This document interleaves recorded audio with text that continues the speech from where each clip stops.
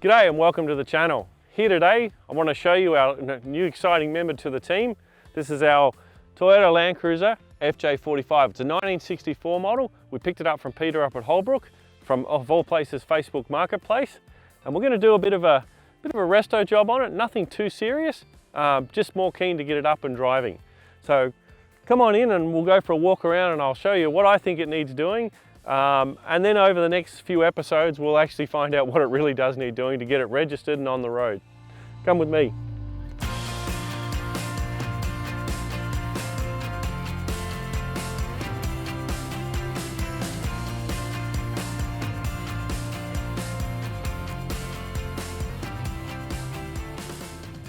So as we walk around, one of the first things I noticed in the photos on Facebook Marketplace, and the reason I jumped in straight away, was just how good the chassis was. The car was from Tassie, and there's actually a couple of fun bits we'll have a look at that tell us a bit about the Tassie story in a minute. But really, for a car coming out of Tassie to be in such good nick, I was really impressed, and the chassis was just in such good condition. There's already some evidence that Peter must have started to do some work on the car. I see new seals on the hubs there. As I walk around, I look at things. Yeah, we'll talk about the bevel in a minute. Yes, I know it's upside down, but we've got more to talk about on that. The actual car itself is in fantastic shape. Really, there's not a lot of rust in it. I see a little bit of rust in the roof, and I'm not entirely sure whether we're going to be able to recover that. We'll get that off and have a look at it. We may be able to fix that. There's a hole here, which for all things is actually looks like for a seat belt. That goes right through, and there would have been a seat belt on the outside. There's a little bit of bog work in the rear quarters. That's fairly standard.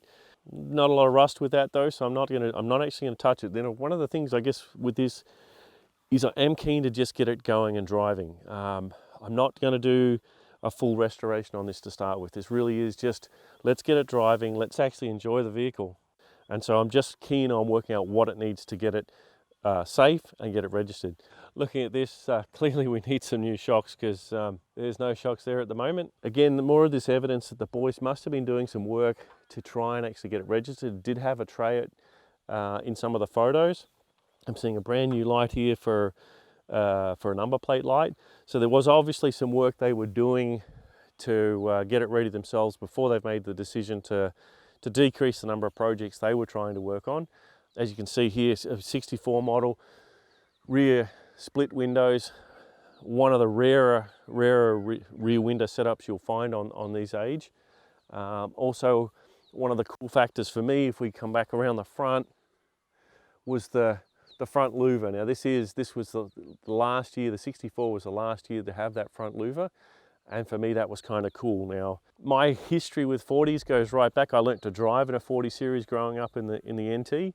And actually my first car away from home was a 45, a little bit younger than this one.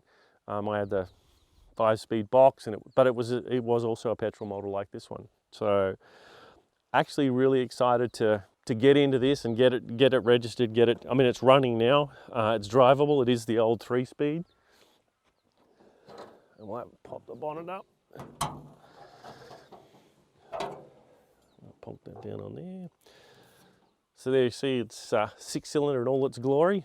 Looks like an original carby kit. I do see fuel pump looks like it's been bypassed, and you can actually hear that on startup. There is a secondary fuel pump that's been installed. Looks like an aftermarket alternator. And then there's this I don't know what to call it. It's human ingenuity at its best. It is a hand homemade heating system. Now coming out of Tassie, I am not surprised. So we'll jump in. I'll show you in the passenger side where that all works.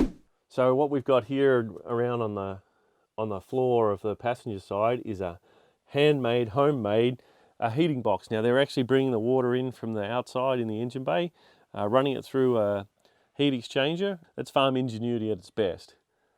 Now one of the other bonuses I actually got today is I noticed the wiper blades were in the car on the seat when it arrived, and that the wiper motors were missing. And I was a little bit horrified to think I was going to have to go and find wiper motors, because my beginning research on that showed that they're actually not that easy to find. And then today I was showing Harry through the car, and we opened up the glove box, and thankfully there's the wiper motors. Now I'm not 100% sure what condition they are in yet, haven't run them or tested them, anything like that, but pretty excited to find those.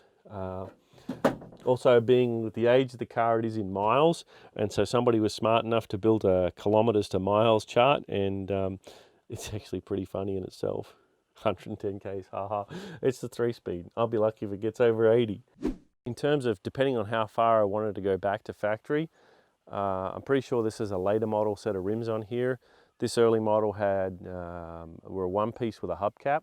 Have got an inside line on getting a set of wheels, but not sure if, again, the rims that are on it now will work. So I'm more keen to just get it up and running and on the road. We found a really cool number plate for it. Yeah, just keen to get all the little things done to it, to get it running right, to get Vic Roads happy with it, to allow us to register it, and then really just get it on the road and enjoy it. You know, at some stage in the future, we'll do some protection work with it now to make sure the rust isn't going to get any worse. But we are kind of keen I guess I am pretty keen to just get it up and running and enjoy it and drive it as a daily as much as Scooby. But first restoration job you guys are actually going to take notice of. We're going to fix the bevel on the front, because no doubt that'll be doing everybody's head in. So I've got the screwdriver, and you guys get to see job number 1.